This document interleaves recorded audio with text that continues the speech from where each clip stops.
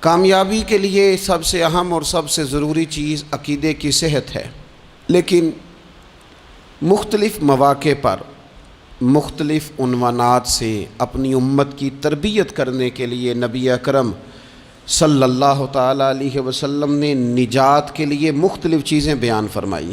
اخلاقیات کے باب میں، روحانیات کے باب میں اور تکمیل کردار کے باب میں، وہ ساری باتیں قابل عمل بھی ہیں، قابل توجہ بھی ہیں اور ہماری روزمرہ کی ضرورت بھی ہیں۔ مختلف مواقع پر نبی پاک علیہ السلام نے مختلف چیزوں کا بیان فرمایا، اور جہاں جہاں بھی جس چیز کا بیان فرمایا وہ اپنی جگہ ایک بڑی اہمیت رکھتی ہے اور بڑی طاقت رکھتی ہے۔ یہ حدیث جو آج ہماری گفتگو کا عنوان ہے، یہ ترمذی میں موجود ہے اور حضرت عقبہ بن عامر رضی اللہ تعالیٰ عنہ اس حدیث کے راوی ہیں۔ یہاں بھی انہوں نے نبی پاک علیہ السلام سے نجات کا راستہ پوچھا ہے۔ بہت ساری سوچیں، بہت سارے نظریات، بہت سارا فلسفہ، بہت سارے سمجھانے والے، بہت سارے قائل کرنے والے، اپنے اپنے انداز میں خیر کی بات بتانے والے لوگ ہر دور میں موجود رہے، لیکن بہرحال حرف آخر وہ ہے جو مدینے والے محبوب نے بیان فرمایا۔ نبی اکرم صلی اللہ تعالیٰ علیہ وسلم سے حضرت عقبہ بن عامر رضی اللہ تعالیٰ عنہ کہتے ہیں کہ میں نے عرض کیا، قلت یا رسول اللہ صلی اللہ تعالیٰ علیہ وسلم من نجات، کہتے ہیں میں نے پوچھا کہ یا رسول اللہ صلی اللہ تعالیٰ علیہ وسلم نجات کیا ہے؟ اللہ تبارک و تعالیٰ نے نبی پاک علیہ السلام کو یہ اعزاز عطا فرمایا ہے کہ حضور نہ جوامع الکلم کے ساتھ دنیا میں آئے، اور حضور فرماتے ہیں انا افصح العرب، عرب سارے ہی بڑی فصیح و بلیغ بات کرتے ہیں، کھلی بات کرتے ہیں، لیکن عربوں میں سب سے زیادہ بات کرنے کا سلیقہ اللہ نے مجھے عطا فرمایا ہے۔ یہ حضور علیہ السلام کی شان اقدس ہے کہ بہترین انداز میں حضور تھوڑے جملوں میں گہری بات، الفاظ کے لحاظ سے وہ بات مختصر ہے اور مفاہیم کے لحاظ سے اتنی وسیع ہے کہ سارے سمندر اس کے اندر سمو دیے نبی پاک علیہ السلام۔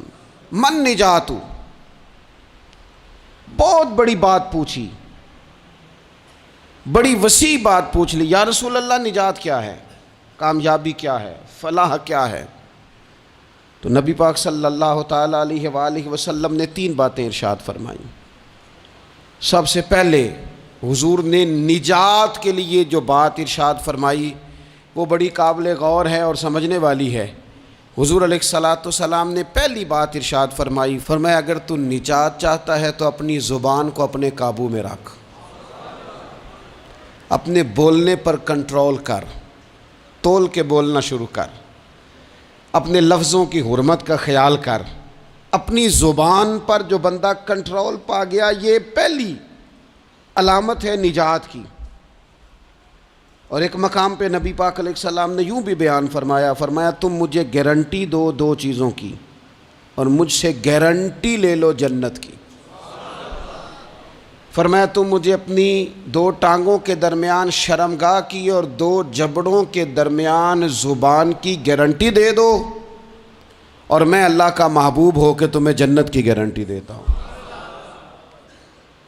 پہلی بات نجات کے لیے نبی پاک علیہ السلام نے یہ ارشاد فرمائی کہ اپنی زبان کو اپنے قابو میں کر، اس پر کنٹرول کر۔ اور دوسرا فرمایا تیرا گھر تیرے لیے کافی ہے، ادھر ادھر بلا وجہ نہ گھوما کر، بغیر سبب کے بہت ساری مجالس میں نہ جایا کر، ضرورت کے لیے جائیں، خیر پانے کے لیے جائیں، اچھے ارادوں سے سفر کریں۔ گئے ہمارے صوفیاء علماء دور دراز کے سفر کیے محدثین نے، کس لیے؟ حضور کی احادیث کو جمع کرنے کے لیے، نبی پاک علیہ السلام کے فیضان سے حصہ پانے کے لیے۔ لیکن فرمایا ادھر ادھر نہ، کچھ لوگوں کو بڑا شوق ہوتا ہے، اس مجلس میں بھی جائیں گے، اس محفل میں بھی جائیں گے، اس کی بھی سنیں گے، اس کی بھی سنیں گے، نتیجہ یہ رہے گا کہ بے یقین ہو جائیں گے، اپنے گھر سے نکلیں گے، گھر گھر پھریں گے، کسی گھر کے نہیں رہیں گے۔ تیرے لیے تیرا گھر کافی ہے، اپنے گھر رہ، اپنا گھر جو ہے وہ وہ تجھے کفایت کرے، اپنے گھر میں قیام کر، یہ دوسری علامت ہے نجات کے لیے۔ اور تیسرے نمبر پہ نبی اکرم صلی اللہ تعالیٰ علیہ وسلم نے فرمایا اگر تو نجات چاہتا ہے نا تو اپنی خطاؤں پہ رویا کر، اپنی خطاؤں پہ آنسو بہا، اپنے آپ پہ رو، اگر چاہتا ہے کہ بچ جائے۔ تین چیزیں نبی پاک علیہ الصلاۃ والسلام نے بیان فرمائیں، زبان کو قابو میں کرو، اپنے گھر میں قیام کرو، اور فرمایا کہ تم اپنی خطاؤں پہ رویا کرو۔ یہ تین اگر چیزیں تمہیں میسر آتی ہیں تو پھر رسول پاک علیہ السلام کی زبان فیض حق کے ترجمان سے گارنٹی مل رہی ہے کہ اللہ اس بندے کو نجات عطا فرمائے گا۔ بہت شوق ہے لوگوں کو باتیں کرنے کا، بڑی باتیں، اوئے ہوئے، جو بات بڑے مختصر لفظوں میں دو جملوں میں بیان ہو سکتی ہے اس کے پیچھے اتنی لمبی تمہید باندھیں گے کہ اصل بات ہی رہ جائے گی بیچ میں سے۔ گفتگو، بات، بولنا، یعنی بات ہو رہی ہے، گفتگو ہو رہی ہے دو لوگوں کے بیچ، اور کوئی دانا آدمی بات کر رہا ہے تو فٹافٹ مداخلت کریں گے اور جملہ پھینکیں گے، کہیں گے کتھا کلامی معاف، اور اپنی بات شروع کر دیں گے۔ تو میں کئیوں کو روک کے کہتا ہوں کہ پہلے آپ پوچھ تو لیں ہم نے معاف کیا بھی ہے کہ نہیں۔ بہت باتیں کرتے ہیں بعض لوگ، بہت باتیں کرتے ہیں، اور دنیا میں جو زیادہ خطائیں ہوتی ہیں وہ زبان کی وجہ سے ہوتی ہیں۔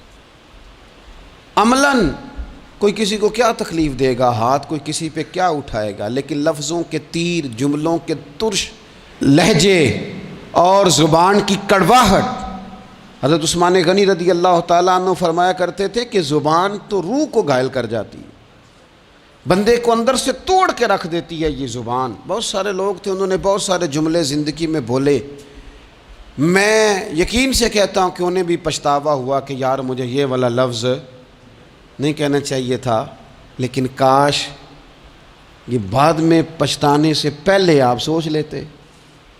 اور بہت سارے لوگ ایسے ہیں جو مجھے پتہ ہے جو وہ کہہ رہے ہیں وہ ما فی ضمیر ان کا نہیں ہے، وہ ان کے خیالات نہیں ہوتے، لیکن وہ کہہ دیے انہوں نے، اور کہنے کے بعد اندازہ ہوا کہ یہ ہمیں کہنا نہیں چاہیے تھا۔ دوسرا ارشاد فرمایا کہ تو اس طرح کر، اپنے گھر کو نہ لازم پکڑ لے، تیرا گھر تیرے لیے بہتر ہے، تیرا گھر تیرے لیے کفایت کرنے والا ہے۔ شریعت اسلامیہ میں نا رہبانیت منع ہے، سارے حقوق چھوڑ کے بندہ گھر میں بیٹھ جائے، حجرے میں بیٹھ جائے، مسجد منع ہے، لیکن کچھ دیر کے لیے وَتَبَتَّلْ إِلَيْهِ تَبْتِيلًا، سب سے کٹ کر اللہ کے ساتھ جڑ جاؤ۔ قرآن مجید نے کہا وہ کیا ہے کہ کچھ دیر کے لیے خلوت ضرور اختیار، جیسے آپ اعتکاف میں بیٹھے ہیں، سب سے کٹ کے اللہ کے گھر آ گئے، یہ کچھ دیر کے لیے یہ کام کرنے کا ضرور حکم دیا گیا ہے۔ آپ دیکھیے حضرت موسیٰ علیہ السلام، اسلام میں رہبانیت نہیں، سارے حقوق چھوڑ کے جانا نہیں، لیکن کچھ دیر کے لیے، تھوڑی دیر کے لیے حضرت موسیٰ علیہ السلام 40 دن کے لیے گئے نا کوہ طور پہ، پھر اللہ نے تو رات عطا فرمائی۔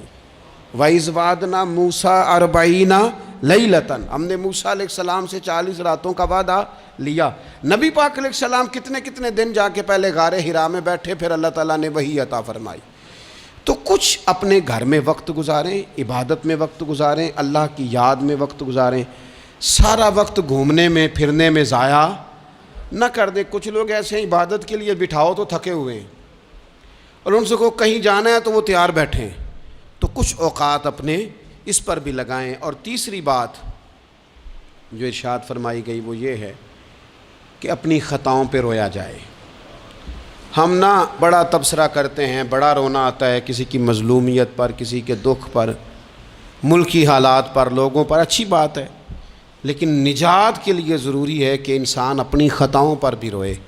اور نبی اکرم صلی اللہ تعالیٰ علیہ وسلم نے فرمایا کہ اگر تمہیں اللہ کے خوف سے آنکھ سے اتنا قطرہ بھی نصیب ہو گیا جتنا مکھی اور مچھر کا پر ہوتا ہے، تو اللہ تبارک و تعالیٰ اتنا بھی تمہاری آنکھ سے آنسو نکل گیا تو جس طرح بھینس کے تھنوں سے نکلا ہوا دودھ دوبارہ تھنوں میں نہیں جاتا، تم بھی دوزخ میں نہیں جاؤ گے۔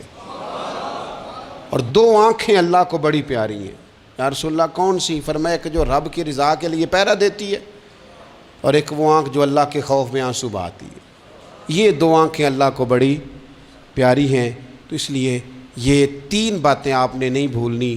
ایک تو یہ کہ اپنی زبان کی حفاظت کریں، ایک اپنے گھر میں، مسجد میں، اجرے میں کچھ دیر بیٹھ کے اللہ کو یاد کریں، اور کوشش کریں کہ بغیر وجہ کے گھر سے نہ اور تیسری بات یہ کہ اپنی خطاؤں پر آنسو بہانے کی کوشش کریں۔